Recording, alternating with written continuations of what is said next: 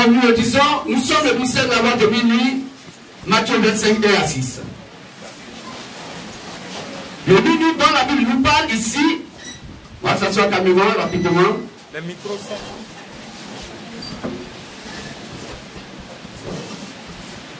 On s'assoit calmement et dans le silence.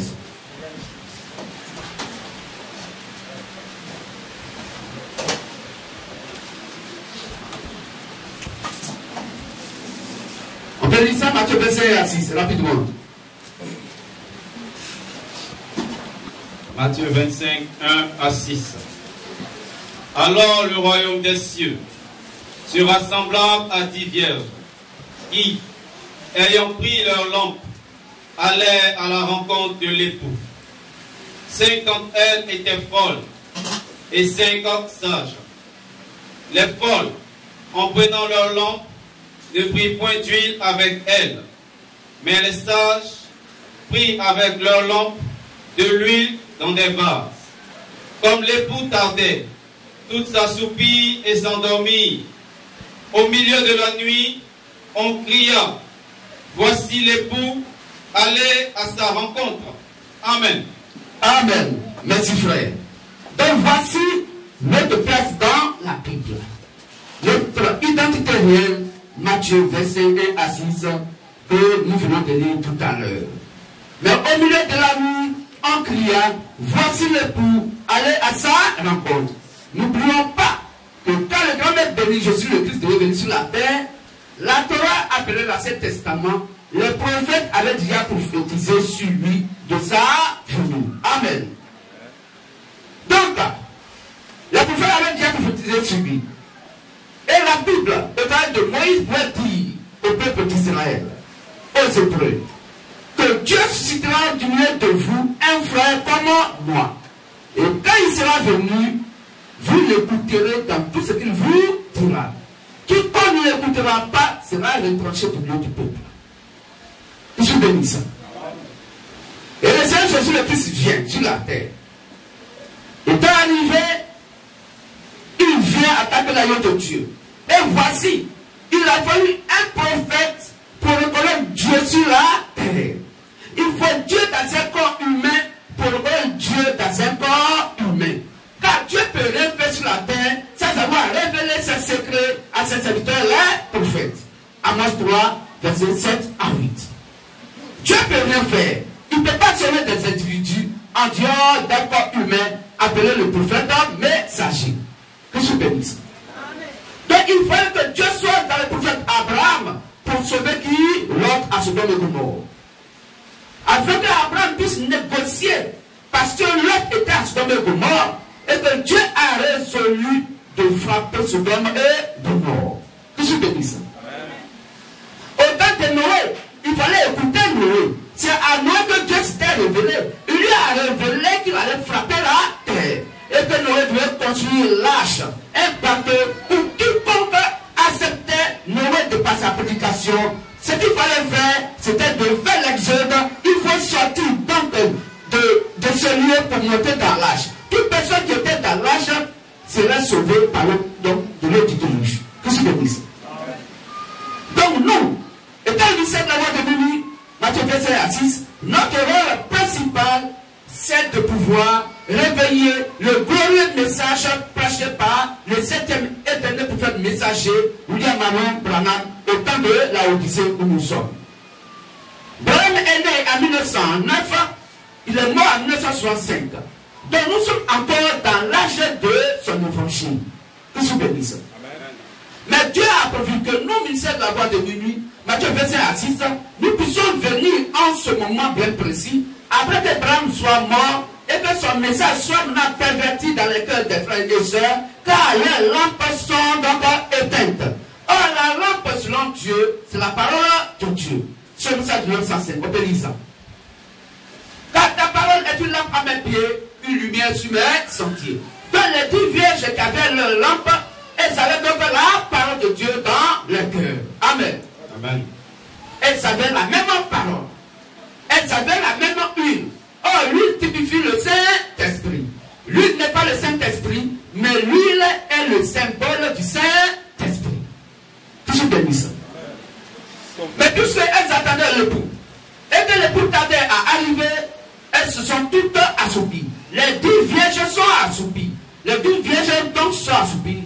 lumières se sont endormies. Que je bénisse. Pourquoi? Parce que le lampe s'éteint et le lampe est éteinte. Or, la lampe qui est éteinte, c'est que la parole de Dieu est éteinte dans le cœur. Car la lampe, selon la parole de Dieu, la lampe est quoi? L'évangile qui est la parole de Dieu. Psaume 119, obtenu. Psaume 119, le verset 105. Ta parole est une lampe à mes pieds et une lumière sur mon sentier. Donc la parole de Dieu est la lampe. Cette parole est quoi? La lumière. Que je bénisse. C'est pas Jésus-Christ à ce temps pouvait dire que les paroles que je vous ai dites, esprit et vie. Cette parole est la lumière pour éclairer tout homme. Genèse, Jean 1, à partir du verset 3, verset 4 à 5. On peut lire ça. Donc c'est la parole de Dieu qui éclaire. Or, de la même manière, la parole de Dieu éclaire, la Bible nous fait comprendre que la révélation de la parole éclaire. Que je bénisse. Amen. Donc nous sommes là à cette époque, du temps de la Odyssée. Il n'y a plus un 8e prophète messager. C'est fini. Dieu en a envoyé 7 prophètes messagers, de Paul jusqu'à William Aaron Branham. Il n'y a que 7 prophètes messagers que Jésus le Christ, le Père, donc, a envoyé sur la terre pour pouvoir préparer l'épouse de leur temps de chaque époque. Que je bénisse. Amen. Donc Paul a eu cette vierge, Paul a eu cette vierge, il en a eu cette vierge, jusqu'à Branham à cette époque qui s'est fait donc 10 vierges au Seigneur Jésus le Christ. Mais puisque l'évangile de Branham a connu à leur cœur, aujourd'hui, les soi-disant donc brahmanistes, parce que Branham n'a pas fait de brahmanistes, Branham a fait que des chrétiens. Et Matthieu 25 à 6 parle donc des 10 vierges qui sont des chrétiens et chrétiennes et non des brahmanistes. Toute personne sur la terre qui s'appelle brahmaniste va à l'enfer. Et nous le disons très haut et plus fort encore, si quelqu'un se nomme ou dit qu'il est croyant du message de Branham et qu'il s'appelle un brahmaniste, c'est un démon. Parce que Branham a fait des chrétiens. La parole de Dieu fait des chrétiens. Ça donne naissance aux chrétiens. Car tous ceux qui ont reçu la parole, qui ont cru à cette parole, elle leur donne le pouvoir de devenir enfants de Dieu. Ce n'est pas enfant de Branham. Ils sont enfants de Dieu. Notre la volonté de la chair et non la volonté du sang, mais selon la volonté de Dieu lui-même. Que je bénisse.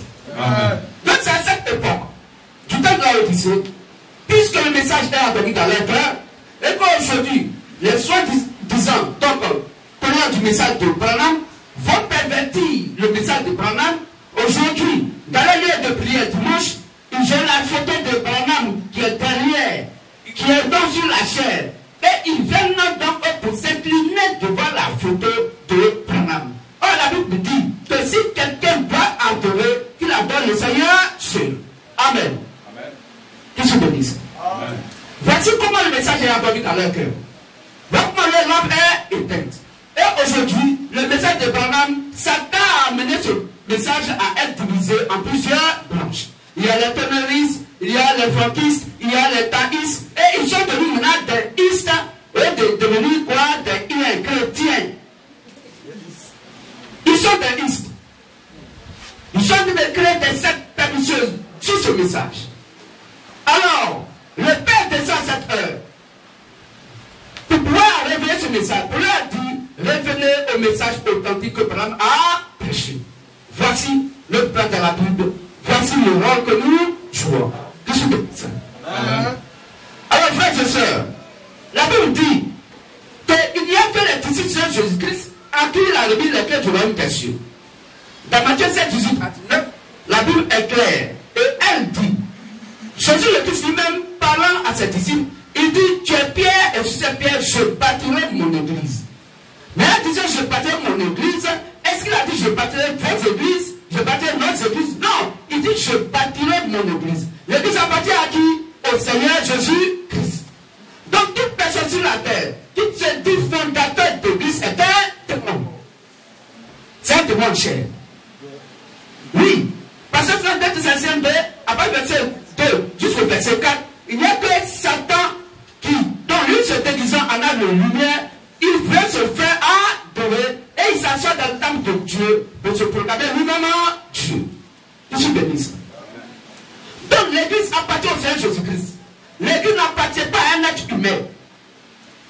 La Bible dit que Dieu n'habite pas dans des temples faits de main d'homme.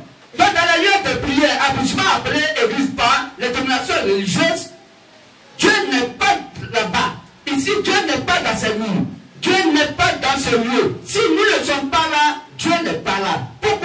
parce qu'il est en nous. Étant en nous sous forme d'esprit et de la parole. Donc là où nous bougeons avec Dieu. Si nous nous arrêtons avec Dieu. Si nous mangeons avec Dieu. Si nous courons avec Dieu. Quand il est en nous, personne ne sait sa maison, ne prie là.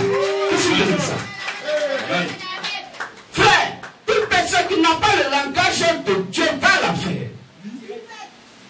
Parce que là-bas, là, il n'y a pas de traducteur. Il n'y a pas de traducteur au paradis. Donc il faut connaître le langage de Dieu. Or, le langage de Dieu, c'est sur la terre. Quand tu dois donc connaître le langage de Dieu, sur 1 Corinthiens 1, verset 10, tous les chrétiens du monde entier vont avoir le même langage que Dieu, les mêmes sentiments que le Seigneur Jésus le Christ. Aucun ne peut interpréter la parole de Dieu à sa manière. Qu'est-ce que vous dites ça? 2 Pierre 1, 20, 21. Car ce n'est pas par une volonté d'homme qu'une prophétie n'a jamais été apportée, mais c'est poussé par le Saint-Esprit que des hommes donc, ont parlé de la part de Dieu. Donc l'auteur de la Bible, ce n'est pas un auteur humain. L'auteur de la Bible s'appelle le Saint-Esprit. Celui qui a poussé les gens de parler donc, de sa part. Qu'est-ce que vous dites ça?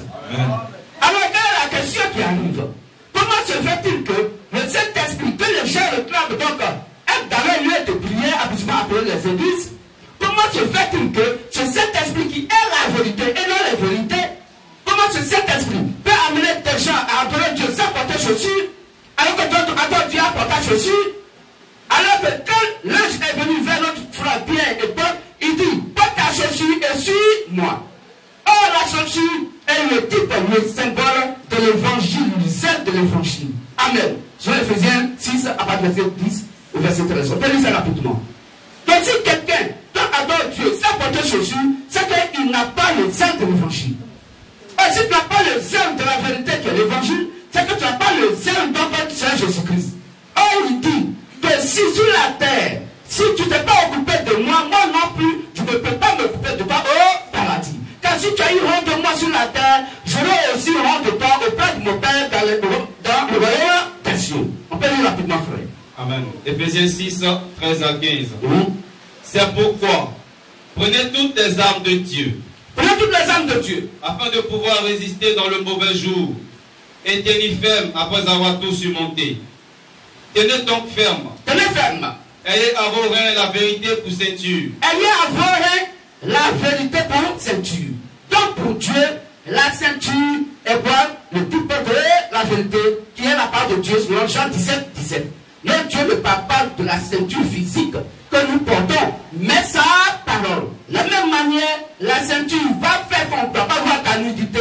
Alors l'absence de la part de Dieu dans ton cœur fait que ton âme est nue. Qu'est-ce que tu dis ça?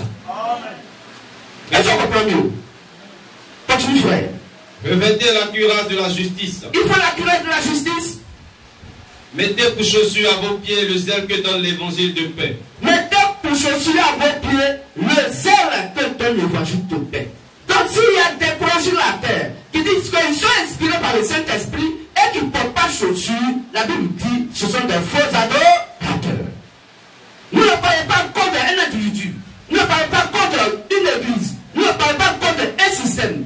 Mais nous parlons contre la fausse doctrine. Qu'est-ce que tu dis ça? Puisque ce que Dieu a envoyé va dire la parole de Dieu. Ce que Dieu a condamné, ce que la Bible a condamné, tous les chrétiens du monde entier vont condamner cela. Sur Matthieu 7, 18 à 19. Mais ce que la Bible n'a pas condamné, si vous condamnez cela, la Bible dit que vous prenez la mort. Sur Galates 1, 6 à 9. Et d'avoir la malédiction. Donc, frères et sœurs, voici cette lampe qui est la parole de Christ, qui était donc dans leur cœur, et qui a été donc enlevée par les soucis de ce monde, enlevée par la pensée humaine, enlevée par l'attention des hommes, enlevée par la philosophie des hommes. Alors, Dieu ne peut plus agir quand sa parole est mélangée avec la pensée d'un être humain. Ce qu'a dit Proverbe 30, verset 6. N'ajoutez rien à ces paroles de peur que Dieu ne te reprenne et que tu sois trouvé menteur. Jean-Luc 44 dit que Satan est menteur et le père du mensonge. De toute personne qui ajoute à la parole de Dieu, cette personne, non seulement elle est condamnée, elle ira donc à l'enfer, sur Apocalypse 22, 18 à 19, mais la Bible nous fait comprendre que cette personne, elle est maudite. Qu'est-ce que dit ça? Et est un instrument de Satan, car Satan est menteur et Père Dimension sur Jean 8, 44. C'est pas, frères et sœurs, il ne faudrait jamais que quelqu'un vous donne l'évangile, la parole de Christ, en s'appuyant sur la philosophie des hommes, sur les rudiments de ce monde, sur la pensée humaine, sur la tradition des hommes. Tout ce que disent. C'est pas vérifier tout ce que vous attendez ce matin en ouvrant vos Bibles. Prenez note. Et après, vous allez vérifier si c'est écrit ou pas. Car ce qu'on ajoute à part de Dieu conduit l'homme directement à l'enfer. Matthieu 5, 37. Que vos paroles soient oui, oui, non et non. Ce qu'on y ajoute vient du malin. Or, le malin s'appelle Satan. Donc, vous comprenez combien de personnes qui vont à l'enfer? Beaucoup. C'est quand Jésus-Christ a dit d'avance que le peuple qui va au paradis va passer par une porte étroite. Mais l'âge est la porte qui conduit à la perdition. Pour dire, des milliers et des milliers de personnes, des milliards de personnes iront à l'enfer. Au paradis, Dieu même, quand il a créé la terre, regardez ce qu'il a fait. Il a fait quoi? Un jardin. Mais c'est pas il partait pour voir Adam. Adam, il y a quoi? Qu'est-ce que tu as fait aujourd'hui? Et puis Adam lui dit non, voici une personne là, je l'appelais la pierre, je lui dis la félicitation. Et l'arbre là, il dit l'arbre là, j'appelle ça un mangue, il dit la félicitation. Et puis Dieu se retourne. Mais lui, Dieu, il n'était pas sur toute la surface de la terre, c'est pas là-bas qu'il venait constamment. Il venait constamment dans le jardin d'Éden, parce que c'est là qu'il allait minimum Adam. Tout ce que je dis ça. Et les habitants du jardin d'Éden n'étaient pas nombreux. Est-ce qu'on comprend? Donc dans le paradis de Dieu, c'est pas plus de personnes qu'il faut. C'est la sélection. Et cette sélection, c'est pas pour des gens qui vont à l'église. Mais cette sélection, c'est pour ceux qui sont l'église de Dieu et en qui, donc, Dieu vient sur la personne qui c'est esprit. Car toute personne qui va à l'église, la Bible dit il va à l'enfer. Puisque l'église du Seigneur Jésus-Christ, c'est le corps humain vivant. Tout ce que dit ça. C'est pas le cas du mur. Donc Dieu dit, je n'habite pas dans des temples de mes hommes. Donc c'est pas que Dieu n'est pas dedans. Dieu est ici parce qu'il est dans sa maison qui est le corps humain vivant que chacun et chacune est donc ce matin. Tout ce que dit ça. Donc frère, si quelqu'un vous amène dans un lieu de prière, habituellement appelé église, et que cette personne te dit, il faut aller dans son église pour que tu sois sauvé, il t'a menti. On ne va jamais à l'église pour être sauvé. Mais puisque nous sommes sauvés, c'est pourquoi nous sommes l'église du Dieu de la Sainte Bible. C'est pourquoi Dieu ajoutait dans Acte 47, il ajoutait chaque jour à l'église ceux qui étaient sauvés. Dieu ajoutait chaque jour à l'église ceux qui étaient sauvés. La Bible n'a pas dit ceux qui veulent être sauvés. La Bible n'a pas dit celui qui a l'intention d'être sauvé, mais celui qui était sauvé. C'est cette personne-là, vers qui la parole va, et il accepte l'évangile, et cette personne est donc l'église de Jésus-Christ. Parce que Dieu n'habite pas dans les quatre murs. Qu'est-ce que je veux dire ça? Amen.